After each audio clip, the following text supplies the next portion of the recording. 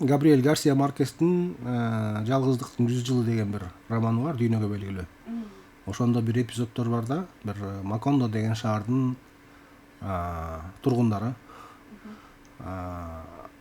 адегенде чоң нерселерди окуганды унута башташат.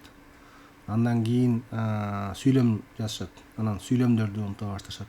Аягында мисалы жаздыктын бетине жаздык, бактын бетине бак деп жазып кое башташат. Кийин анан деген тамгаларды унутуп калышат. Бара жүрүп отуруп анан деген баарын унутканда акыр аягында өлүм келет, бирок ошондо баары тең эстешет да.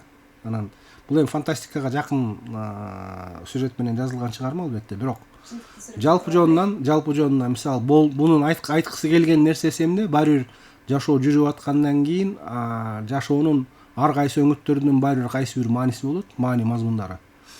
Анан ушулорду баары бир кандайдыр бир тил менен аташка туура келет да. Ошондуктан таптакыр жок болуп кетет деп ойлобойм, бирок азыр жана соц тармактын заманы бузду деп атпайм көп нерсесинчи. Мурда чыпка бар болчу да. Мисалы китеп басып чыгаруу доору башталгандан бери ал белгилүү бир катмардын колунда болгон, ошого адистешкен катмардын колунда болуп, анан ошонун колунан чыккан нерселер элге жеткен да. Азыр болсо кимдин колунда телефон болсо, анын ичинен эмне чыгып аткан болсо ушунун баары тең чыгып атат.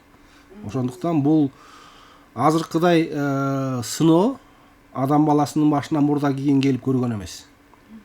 Жалпы жонунан эгерде китептин ролун айта турган болсок, китеп заманбап улуттарды калыптандырган, китеп менен гезит.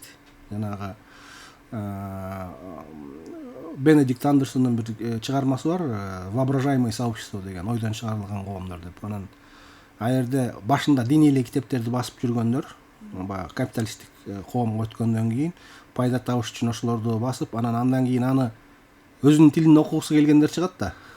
Анан өзүнүн тилине басып, бара ал жетпей калып, анан чыгармаларды басып отуруп, анан гезитке өткөндө, мисалы гезит бир улуттарды калыптандырган да. Баардыгы бир учурда бирдей маанидеги текстти бир ой менен алып окуп отурган адамдардын тобу бара кайсы бир символдордун тегерегине биригип, ошентип анан деген заманбап маанидеги улуттар, мамлекеттер анын үстүнө пайда болгонун сүрөттөйт.